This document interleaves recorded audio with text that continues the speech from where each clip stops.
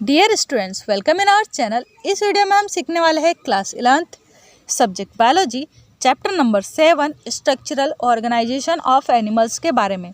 इससे पहले वाले वीडियो में हमने सीखा था कनेक्टिव टिश्यूज़ क्या होते हैं और इनके डिफरेंट टाइप्स क्या क्या हैं।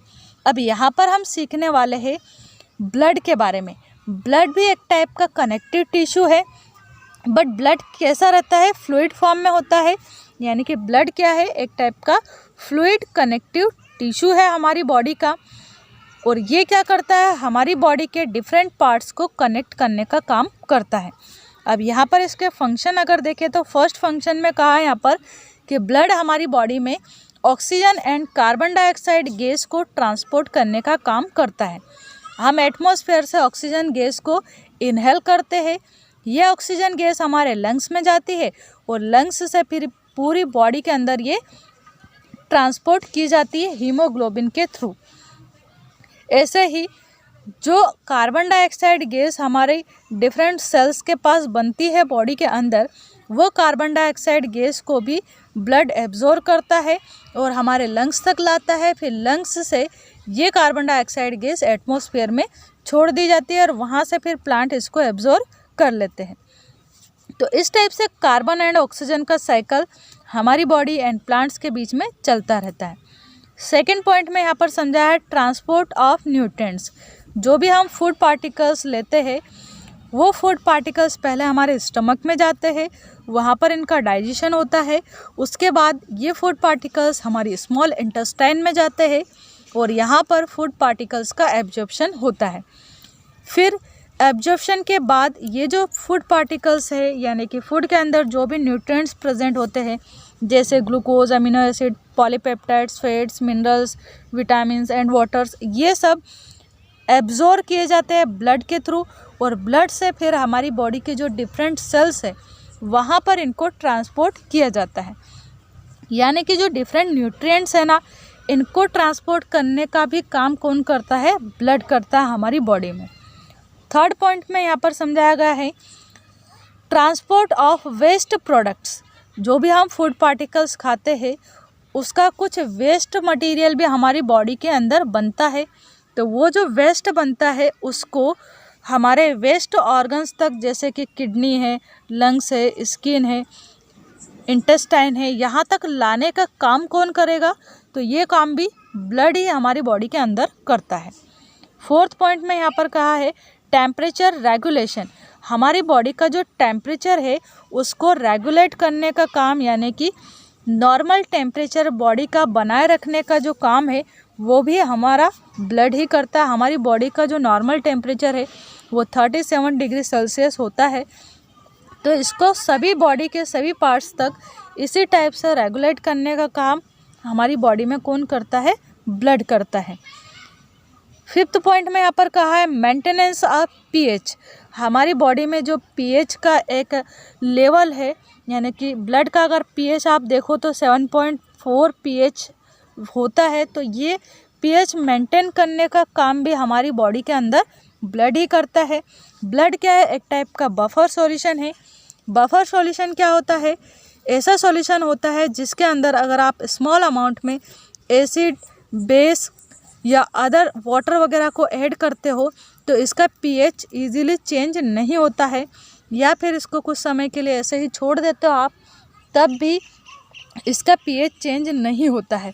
तो ब्लड क्या है, एक टाइप का बफर सॉल्यूशन है और बफर सॉल्यूशन का पीएच जो है वो इजीली चेंज नहीं होता है स्मॉल अमाउंट में एसिड या बेस ऐड करने पर।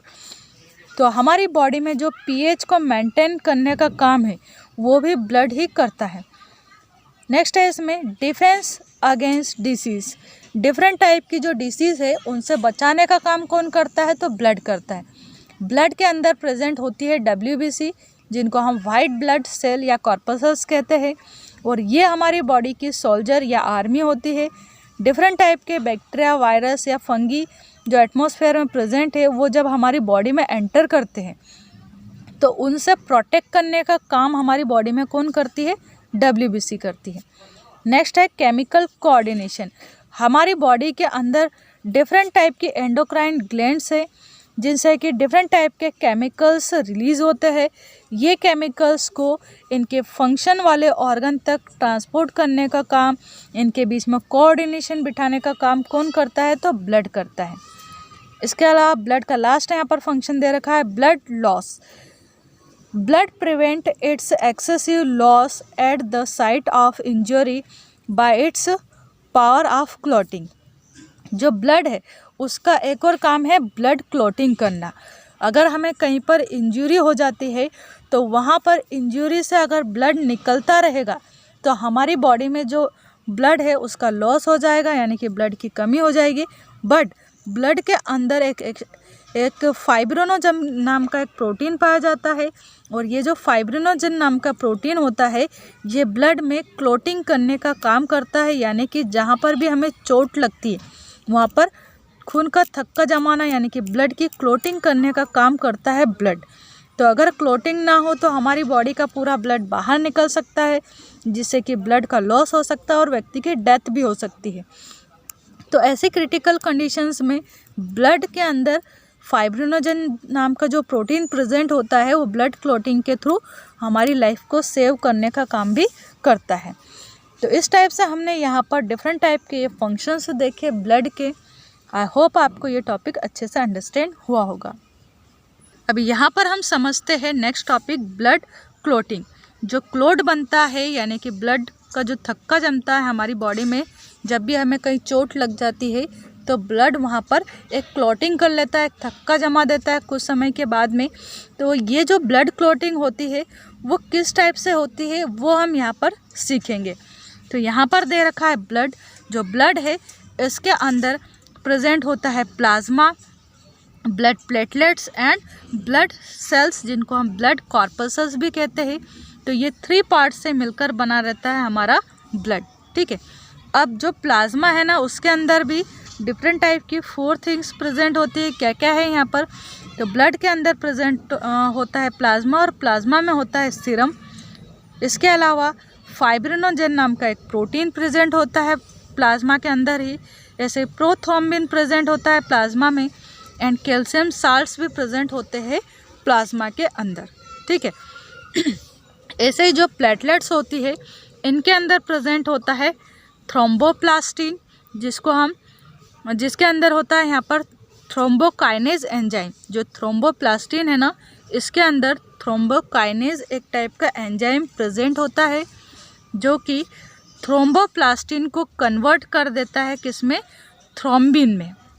थ्रोम्बोकाइनेज एंजाइम थ्रोम्बोप्लास्टिन को थ्रोम्बिन में कन्वर्ट करने का काम करता है, और ये जो थ्रोम्बिन है वो आगे जाके ब्लड क्लॉटिंग में हेल्प करता है। ऐसे जो सेल्स है ये भी यहाँ पर ब्लड क्लॉटिंग में हेल्प करती है। अब देखते हैं रिएक्शन में क्या होता है। यहाँ पर जो हमारे ब्लड के अंदर प्रेजेंट होता है प्रोथ्रोम्बिन, ये प्रोथ्रोम्बिन जो है वो थ्रोम्बिन में कन्वर्ट हो जाता है। ऐसे जो थ्रोम्बोप्लास्टिन है ये भी थ्रोम्बिन में कन्वर्ट होता है किसकी हेल्प से? तो थ्रोम्बोकाइनेज एंजाइम की हेल्प से। ये जो दोनों यहाँ पर प्रोथ्रोम्बिन एंड थ्रोम्बोप्लास्टिन है ये आपस में रिएक्शन करके थ्रोम्बोकाइनेज एंजाइम के प्रेजेंस में यहाँ पर बनाएंगे थ्रोम्बिन। क्या बनाते हैं? थ्रोम्बिन बनाते हैं।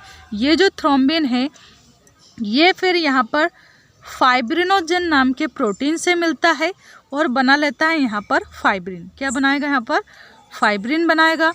ये जो फाइब्रिन बन रहा है ये फिर हमारे ब्लड की जो सेल्स होती है जैसे आरबीसी, डब्ल्यूबीसी, इनसे कंबाइंड होता है और यहाँ पर बनाता है क्लोट, यानी कि ब्लड की क्लोटिंग यहाँ पर हो जाती है।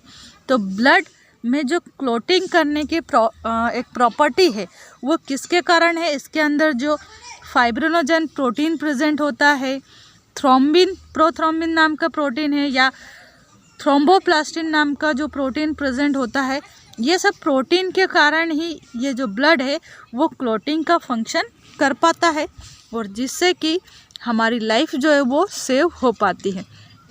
एक हीमोफीलिया नाम की डिसीज़ होती है, ये एक जेनेटिक डिसीज़ है, और इस डिसीज़ में अगर किसी व्यक्ति को छोटा सा भी कट लग जाए कहीं पर बॉडी में तो जो ब्लड है वो निकलता ही रहता है, ब्लड का जो फ्लो है वो रुकता नहीं है, यानी कि ब्लड की क्लोटिंग वहाँ पर नहीं हो पाती है। क्यों नहीं हो पाती? क्योंकि वहाँ पर फाइब्रिनोजन, प्रोथ्रोम्बिन एंड थ्रोम्बोप्लास्टिन नाम के प्रोटीन्स वहाँ पर अब्सेंट होते हैं, और ये प्रोटीन अब्सेंट होने के कारण जो ब्लड की क्लोटिंग है वो ठीक से नहीं हो पाती है और ब्लड निकलता रहता है, और ऐसी कंडीशन में व्यक्ति की डेथ भी हो सकती है। तो ऐसे लोगों को काफ़ी सिक्योर रहना पड़ता है कि उन्हें कहीं छोटी सी भी चोट ना लगे। अब ये जो दोनों टॉपिक्स थे आपके ब्लड के फंक्शन एंड ब्लड में क्लॉटिंग, ये आपके दोनों ही टॉपिक्स यहाँ पर होमवर्क में हैं। ये दोनों टॉपिक्स आपको रफ कॉपी में राइट करना है और इनको अच्छे से लर्न करना है। And thank you so much for watching this video. Thank you.